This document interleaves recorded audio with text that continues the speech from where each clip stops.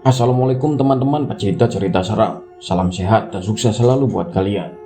Kembali lagi dengan Kang Charman masih di channel Kawan Horor.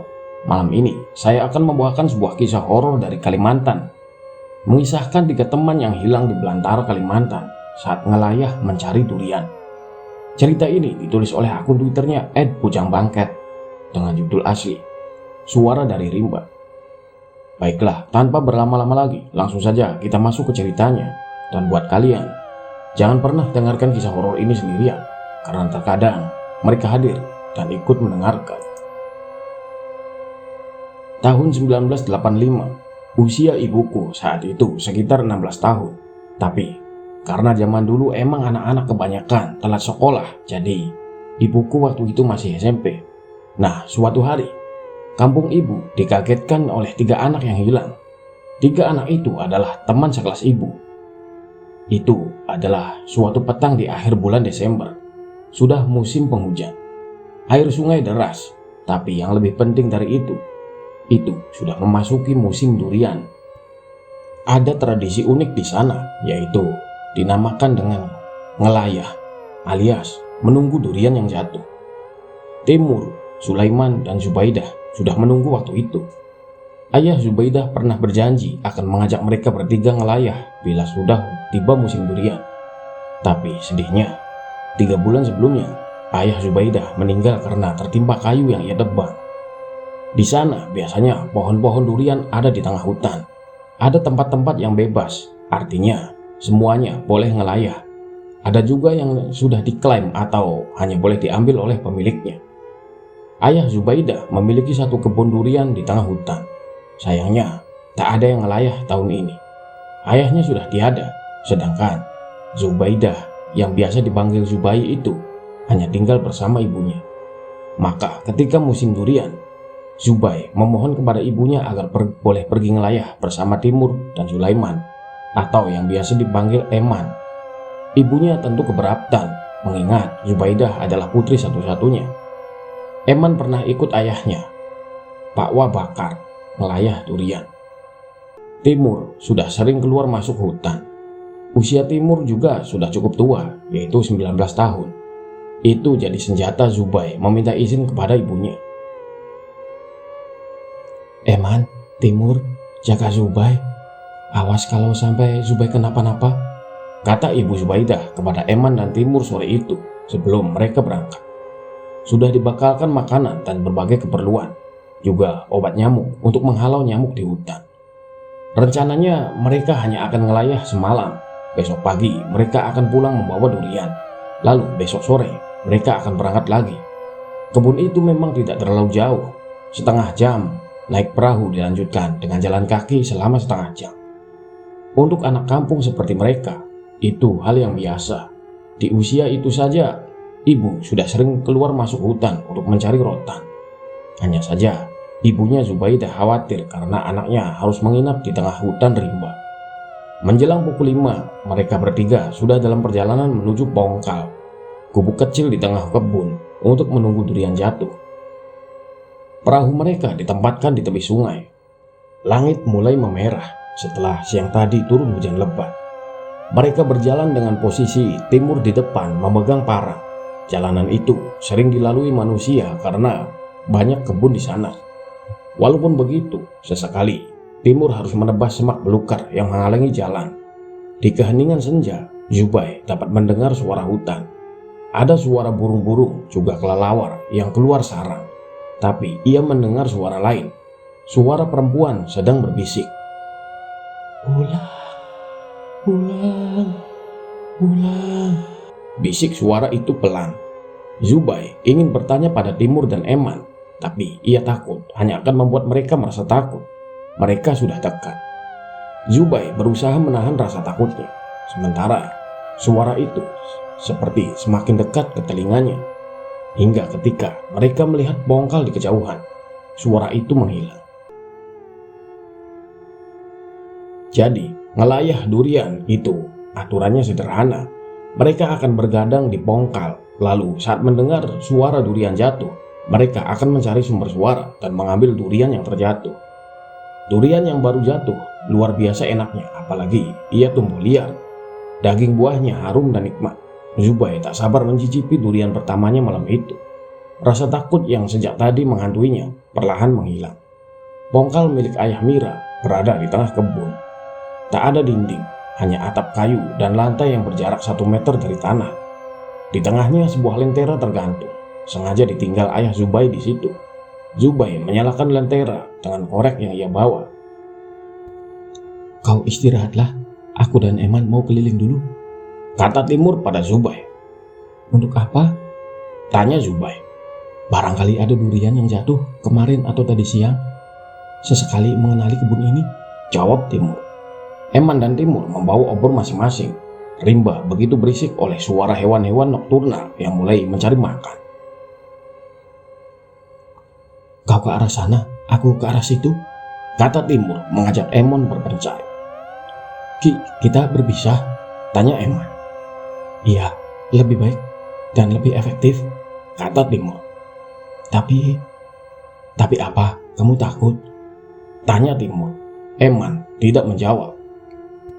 Bacalah doa sebanyak-banyaknya, kau sudah khatam Quran kan? Kata Timur sambil berjalan menjauh. Eman bergidik ngeri. Ia ingat tadi sore waktu mereka di jalan. Jelas sekali Eman mendengar suara berbisik. Pulang, pulang, bisik suara itu. Eman tak berani bercerita. Ia takut Zubai memandangnya sebagai laki-laki pengecut. Timur juga masih ingat suara itu, suara yang menyuruhnya pulang. Suara yang entah dari mana datangnya.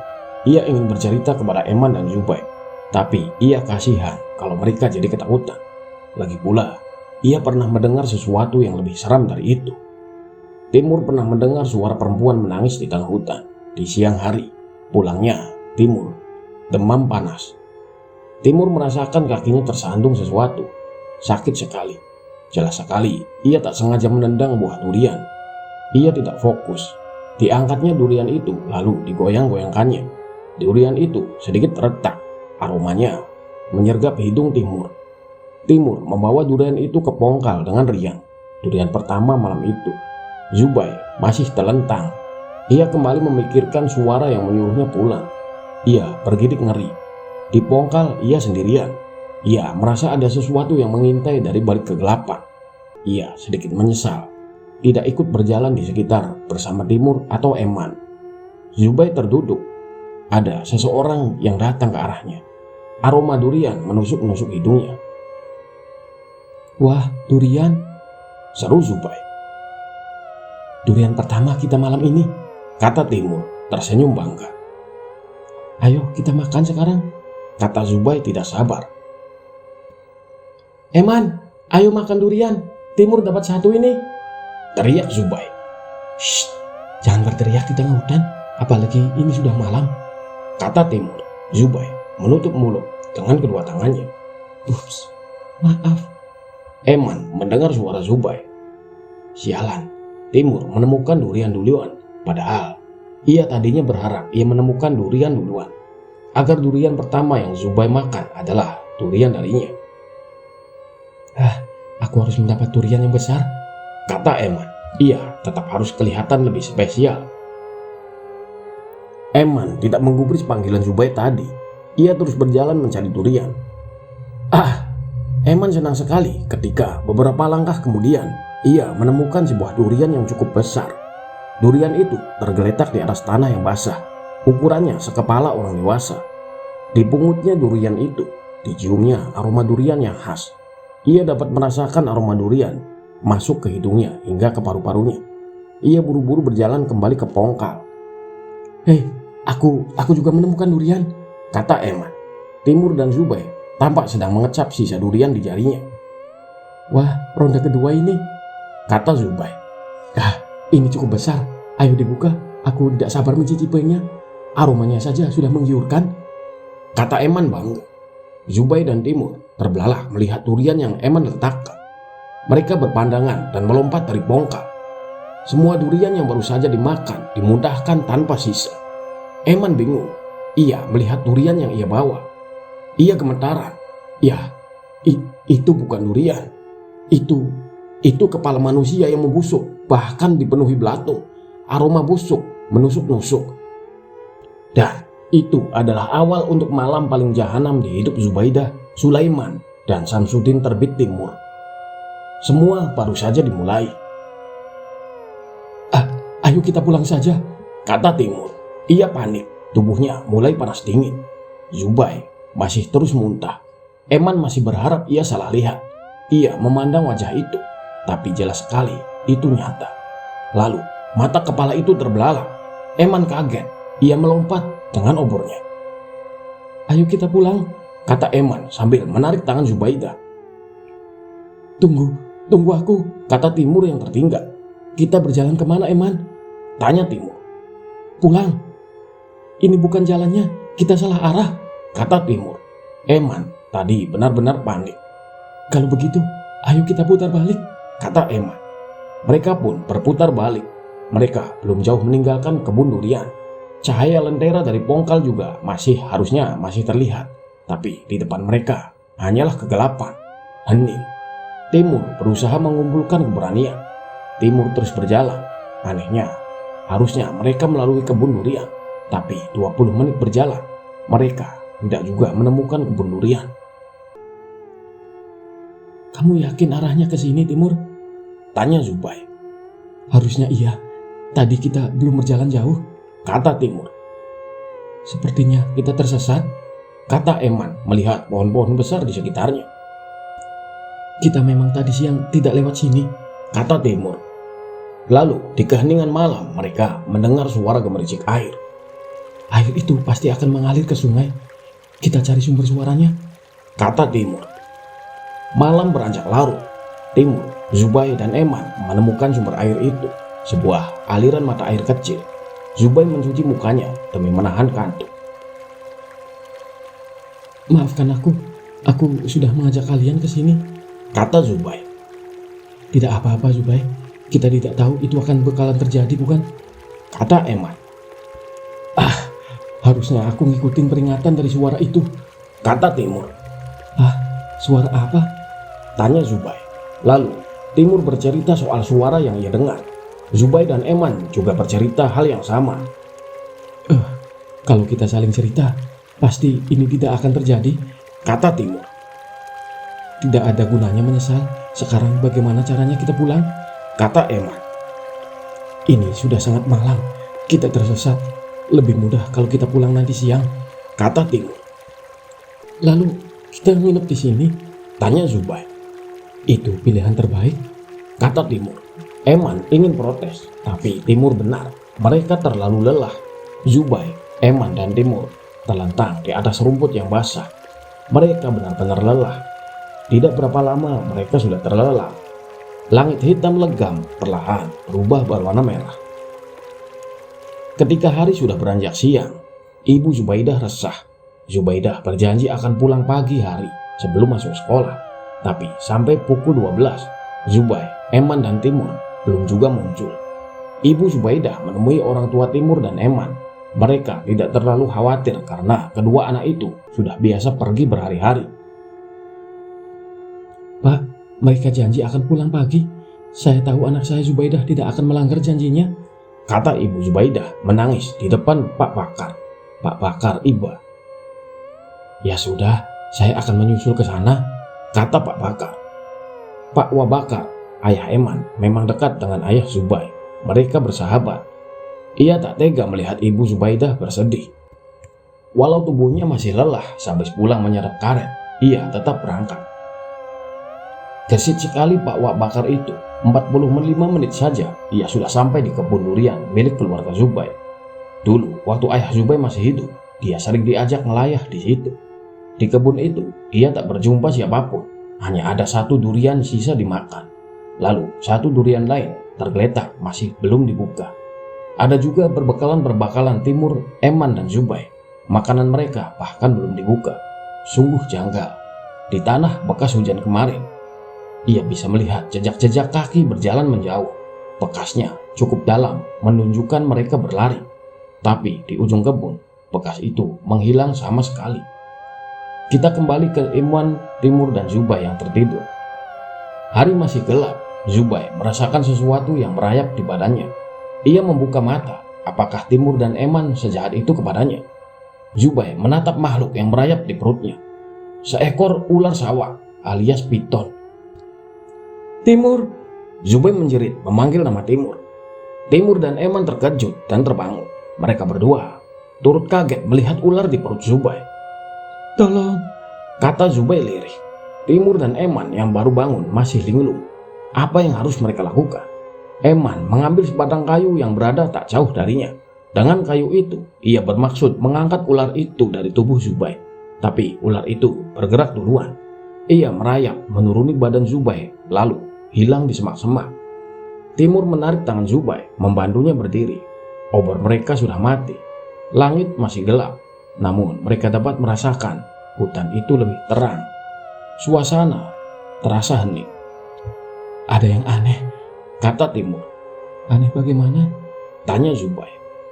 Kita sudah tidur cukup lama, kenapa langit masih gelap? Subuh mungkin.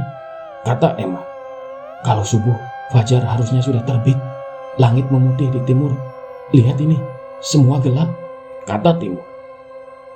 Mungkin perasaan kita saja. Ini memang masih malam. Kata Zubai. Kita harus ikuti aliran air ini, sama seperti rencana sebelumnya. Kata Timur. Kan kau bilang lebih baik cari jalan siang saja. Kata Eman. Kita tidak boleh lama-lama di sini. Ini aneh, beneran aneh. Kata Timur. Mereka bergegas. Suasana benar-benar hening. Tidak ada suara satu jangkrik pun. Benar-benar aneh. Mereka berjalan terus mengikuti arus air. Semakin mereka jauh berjalan, hutan semakin lebat. Ada yang tidak beres, tapi mereka tidak tahu harus apa. Mereka hanya ingin segera keluar dari hutan rimba itu. Dari balik rimbun pohon terdengar suara gemerisik. Lalu mereka mendengar suara bisikan yang pernah mereka dengar. Pulang, pulang, pulang. Kata suara itu. Zubai, Eman dan Timur berpandangan. Iya, kita mau pulang, tapi lewat mana? Tanya Zubai bingung. Lalu suara itu perlahan-lahan menghilang. Kita terus jalan. Aliran air ini satu-satunya kesempatan kita. Kata Timur. Zubai mengikutinya dari belakang. Eman mulai bersungut-sungut melihat Zubai lebih dekat dengan Timur sepanjang perjalanan. Bukannya apa, Timur lebih tua, Zubai merasa lebih aman. Sudah lama sekali mereka berjalan, tapi mereka tidak juga menemukan sungai. Rasanya mereka malah masuk ke hutan lebih dalam. Eman berhenti berjalan. Kita tambah tersesat. Kata Eman. Ini semua gara-gara Timur. Tambahnya. Terus apa rencanamu? Tanya Timur. Kita sudah terlalu jauh. Kalau kamu tidak sok tahu, kita tidak tersesat sejauh ini. Kata Eman. Ini semua gara-gara kamu. Kamu yang bawa kepala sialan itu, yang bikin kita panik terus kabur sampai ke sini. Balas Timur berang. Sudah, bukan waktunya bertengkar. Kita harus kompak untuk menemukan jalan pulang. Kata Zubaidah menengahi. Kepalanya pusing mendengar pertengkaran mereka berdua itu. Lalu dari kejauhan terdengar suara orang yang menumbuk padi. Dengar, ada orang di sekitar sini. Kata Zubai. Ayo ikuti arah datangnya suara itu. Tambahnya, biasanya orang-orang memang punya alu dan lesung di ladang. Kemungkinan mereka dekat dengan ladang orang. Mereka mengikuti arah suara itu. Mereka bisa mendengar suara itu semakin dekat. Ketika mereka keluar dari ribuan pohon, tampak sebuah kampung kecil ada di sana. Tidak ada suara lain terdengar selain suara alu yang beradu dengan lesung. Di sisi lain, Pak Wabakar kembali ke kampung sore pukul 3. Langsung ditemuinya Pak Kepala Dusun. Pak, Eman, Zubai dan Timur hilang. Hilang? Hilang bagaimana? Tanya Pak Kepala Dusun. Raib, Pak.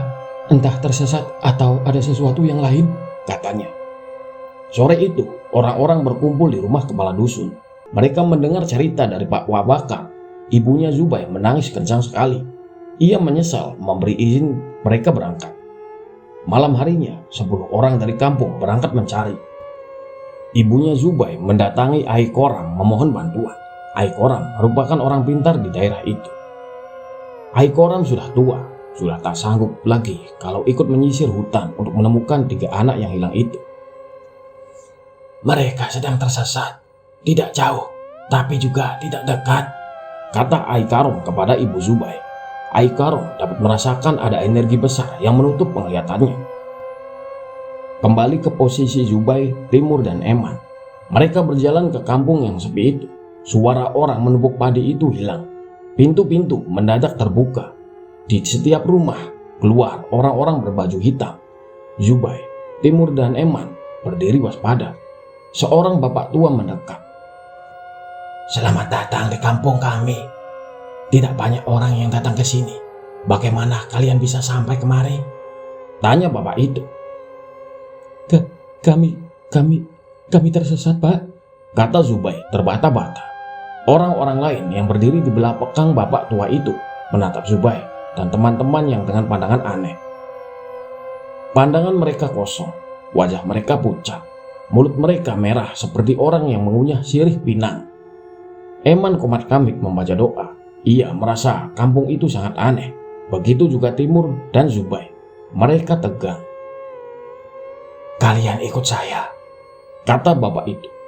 Zubai, Eman, dan Timur berpandangan. Maaf, Pak. Kami hanya menumpang lewat. Tidak bisa singgah, kata Timur. Kalian tidak akan kemana-mana, kata bapak itu. Eman menarik tangan Zubai. Lari, kita harus lari dari sini, seru Eman. Timur juga langsung ikut berlari. Mereka berlari menuju hutan. Tapi saat kali mereka melangkah ke hutan, saat itu juga mereka masuk ke kampung lagi dari arah sebaliknya. Kalau kalian bingung, intinya kalau mereka mau keluar kampung dari arah barat, mereka otomatis masuk kampung itu lagi dari arah timur. Mereka terus berusaha lari ke arah berbagai arah. Namun mereka tetap berada di kampung itu. Bapak tua dan penduduk lainnya hanya melihat Zubai dan kawan-kawan terus lari sampai mereka lelah. Biarkan kami pergi, kata Timur. Kalian bisa pergi, tapi satu akan tinggal, kata bapak itu. Kenapa? Apa salah kami? Seru Timur. Tidak ada yang salah. Ini untuk alam, kata bapak itu lagi. Ikut saya, tambahnya. Tidak ada pilihan lain. Mereka mengikuti bapak tua berjalan ke salah satu rumah. Di belakang mereka, warga-warga lain mengikuti mereka. Timur, Eman, dan Zubai menggigil ngeri. Mereka naik ke sebuah rumah. Pak tua mempersilahkan mereka duduk. Duduklah, kalian tamu-tamu saya, kata bapak itu. Timur, Zubai, dan Eman duduk. Di hadapan mereka disajikan masing-masing secangkir kopi hitam pekat. Minumlah. Kami tidak ngopi, Pak. Minumlah. Kami tidak minum kopi, Pak. Minumlah. Pak tua itu setengah membentak. Timur gelagapan. Yang mereka pikirkan adalah bagaimana mereka kabur dari tempat itu. Kalian tidak bisa kabur. Minumlah. Tangan Zubai bergetar. Ia mengambil gelas berisi kopi itu. Karena tangannya yang bergetar, kopinya sedikit tumpah. Ia mendekatkan gelas kopi ke mulutnya. Timur menahan tangan Zubai. Timur baru saja meminum setengah kopinya saat ia melihat tumpahan kopi itu berwarna merah. Sementara itu, Eman sudah menghabiskan kopi dari gelasnya. Kenapa berhenti? Tanya bapak tua. Minuman apa ini? Siapa kalian sebenarnya? Timur menuangkan sebagian kopinya ke alas tikar pandan tempat mereka duduk. Tetesan kopi itu berubah menjadi darah. Eman dan Zubai kaget. Eman memandangi gelasnya yang sudah kosong. Kalau tidak dalam kondisi mencekam tentu ia sudah muntah. Lekas habiskan, jangan bertanya. Yang gelasnya masih berisi, tak akan bisa pulang, kata pak tua itu. Zubai dan Timur berpandangan. Sungguh mereka tak tahu harus melakukan apa. Timur menatap mata, lalu sekali teguk minuman yang tersisa di gelasnya habis. Zubai masih gemetaran. Zubai hendak menangis. Ia dapat mencium bau amis dari gelas itu. Eman menyambar gelas Zubai lalu meneguknya beberapa kali hingga habis. Apa yang kamu lakukan, anak muda? Bapak bilang yang minumannya tidak habis akan tinggal. Ini minuman Zubai dan saya habiskan. Dia boleh pulang. Pintar sekali kau. Itu benar. Sama sekali tak menyalahi aturan. Dia boleh pulang. Eman lega. Zubai menatap Eman dengan penuh terima kasih. Tapi, seperti yang saya katakan, satu harus tinggal. Itu engkau anak muda. Pak tua menunjuk Eman. Kenapa Eman harus tinggal? Tanya Zubai. Kalian terlalu banyak bertanya. Tapi tak apa. Sekali ini akan saya jawab. Anak muda ini meminum minuman jatah kau agar kau bisa pulang. Itu pengorbanannya. Saya rasa dia juga akan setuju kalau dia tinggal agar kau bisa pulang. Tidak, Eman harus ikut pulang, seru Zubai.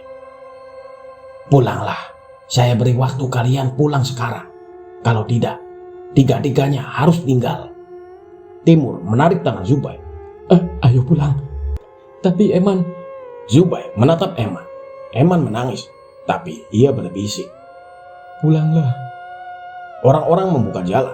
Timur dan Zubai berjalan menuruni tangga. Zubai menangis. Eman, bisiknya lirih. Sudahlah, ayo kita pulang. Daripada tak satu pun selamat, kata Timur. Sungguh, itu bagikan mimpi bagi mereka. Bagikan mimpi buruk bagi mereka. Langit masih gelap, tak ada matahari di tempat itu.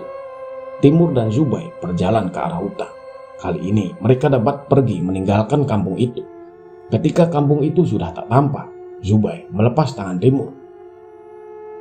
Kenapa kita tinggalkan Eman? Tanya Zubai. Harus bagaimana lagi? Kita tidak tahu apa yang akan terjadi, sahut Timur. Kita datang bertiga, kita pulang bertiga, kata Zubai. Tapi bapak itu bilang satu harus tinggal. Kau tahu cara kabur dari sana tanpa meninggalkan satu orang pun? Tanya Timur. Akan diapakan Eman di sana? Tidak tahu. Yang jelas kita harus pulang. Dia akan menjadi tumbal, kata sebuah suara yang mereka kenal. Suara yang sama yang menyuruh mereka pulang. Ular sawah yang melingkari di perut Zubai waktu itu tampak melingkar di atas dahan sebuah pohon. Kaukah yang berbicara? Tanya Timur ke ular itu. Benar, aku sudah memperingatkan kalian, tapi kalian tidak mau mendengar, kata suara ular itu. Tumbal apa? Tanya Zubai. Mereka adalah penjaga hutan. Mereka menjaga tatanan. Manusia mengambil dari hutan, dan ada waktunya hutan mengambil dari manusia, kata ular itu. Jadi Eman? Iya, dia tidak akan pernah pulang. Dia akan menjadi milik hutan ini, kata ular itu. Sekarang kembalilah ke kampung itu. Masih belum terlambat, kata ular itu. Tadi kau suruh pulang, sekarang kau suruh kembali, sergah Timur. Aku akan ke sana. Eman harus pulang bersama kita, kata Zubai. Itu namanya bunuh diri. Kau pergi saja, aku akan pulang, kata Timur. Zubai berjalan meninggalkan Timur. Lalu di mana jalan keluar dari sini? Tanya Timur kepada ular itu. Tapi ular itu menghilang. Zubai berlari ke kampung itu. Di tengah kampung, Eman dikelilingi banyak orang. Pak tua seperti merafal mantra memegang keningnya. Bebaskan Eman, seru Zubai. Orang-orang yang mengelilingi Eman membuka jalan untuk Zubai. Sudah kukira kau akan datang, kata Pak tua itu. Kemarilah. Zubai mendekat. Eman merasa kepalanya pusing. Kesadarannya kembali. Saya baru saja hendak memulangkan Eman ke dunia kalian. Sebagaimana yang kalian lihat, ini bukan dunia kalian. Dan di sini tidak ada matahari, hanya ada malam yang panjang, kata Pak tua. Jadi soal tumbal itu bohong? Tanya Zubai. Lalu muncullah ular sawah merayap dan naik ke badan Pak tua. Aku tidak bohong, hutan telah mengambil jatahnya, kata ular itu. Apa yang sebenarnya terjadi? Tanya Eman. Hutan rimba ini tak sembarang mengambil jatahnya. Itulah tugas kami, menemukan orang yang layak diambil, kata Pak tua. Ketika kalian datang, sudah kami perintahkan kalian bertiga untuk pulang. Kalau kalian nurut, tentu kalian tidak akan ke sini. Tapi kalian lalai, jadilah kalian 3 orang calon tumbal. Saat kalian mengikuti suara aliran sungai, sudah kami peringatkan agar pulang. Tapi kalian tetap membangkang. Maka kalian bertiga tetap menjadi calon tumbal. Ketika kalian sampai di sini, saya menguji hati nurani kalian. Dan Eman adalah yang pertama lulus. Ia rela berkorban. Maka Eman saya selamatkan. Saya suruh tinggal. Tinggal kalian berdua yang menjadi calon tumbal. Maka saya kirim ular saya ini untuk meminta kalian menyelamatkan Eman. Satu orang memilih kemari, satu lagi memilih pulang sendiri. Maka kau lulus ujian kedua. Jadi Kalimat Zubair menggantung. Benar sekali. Teman kalian yang satu itu telah diambil oleh hutan. Timur, kalian tidak boleh mengambil Timur, Seru Eman. Sudah terlambat. Hutan sudah mengambil jatahnya, kata Pak Tua itu. Sudah 2 malam 1 hari pencarian dilakukan, namun tidak ada tanda-tanda keberadaan Zubair dan kawan-kawan. Ibu Zubair sudah seperti orang gila menangis tanpa henti. Beberapa warga bahkan menyusuri sungai karena khawatir mereka jatuh ke sungai dan tenggelam. Mereka akan pulang, tapi, kata Ai Karom sambil mengembuskan asap tembakau dari mulutnya. Tapi apa, Ai? Tanya Ibu Zubair. Hanya 2, satunya tak pulang, kata Ai Karom. Lalu beberapa saat kemudian orang heboh. Warga yang mencari datang membawa Zubair dan Eman. Mereka berdua ditemukan pingsan di atas perahu di tepi sungai. Warga sempat panik karena tubuh mereka dijaga seekor ular. Saat warga datang, ular itu lalu pergi. Mereka berdua dirawat Ai Koram hingga sembuh. Ai Koram bilang, alam memang mengambil jatahnya dengan berbagai cara. Ada yang tenggelam di sungai, ada yang tersesat lalu menghilang, ada yang digigit ular di tengah hutan, dan banyak cara lainnya. Terlihat seperti kecelakaan biasa. Kejadian ini bisa terjadi karena mereka bertiga, dan alam harus memilih salah satu saja. 2 bulan kemudian, jasad Timur ditemukan di tengah hutan oleh seorang warga yang sedang mencari rotan. Tersandar pada pohon kayu seperti orang yang meninggal karena tersesat di hutan. Eman dan Zubair menyimpan memori mengerikan itu bertahun-tahun, tak terlupakan untuk selamanya. Iya, selesai teman-teman. Ternyata suara yang meminta mereka agar pulang di awal perjalanan mereka menuju kebun durian itu adalah peringatan. Tapi ketiganya tidak menghiraukan itu. Lalu akhirnya mereka memasuki alam gaib, sebuah perkampungan gaib di tengah hutan Kalimantan itu. Mereka diuji ketulusan dan kebaikannya di sana, dan terpilihlah Timur sebagai tumbal hutan yang memang dibuat seolah itu adalah kecelakaan. Mungkin sering terjadi kisah-kisah yang sering kita dengar ya, ketika pendaki gunung hilang, ada yang meninggal. Ada juga yang tidak pernah ditemukan seperti yang pernah terjadi di channel RJL 5 yang berjudul Hilang dalam Dekapan Semeru. Bahkan jasadnya tak pernah ditemukan. Baiklah, itu saja kisah malam ini. Semoga dapat menghibur dan dapat kita ambil pelajarannya. Kita ambil baiknya dan buang buruknya. Saya mohon maaf apabila ada banyak salah kata dan pengucapan saat membawakan kisah ini. Dan semoga kita semua selalu dimudahkan dalam urusan rezeki, diberi kesehatan dan selalu dalam lindungan Allah Subhanahu wa taala. Sampai jumpa esok malam dengan cerita menarik lainnya. Akhir kata, wassalamualaikum warahmatullahi wabarakatuh. Salam kawan horor.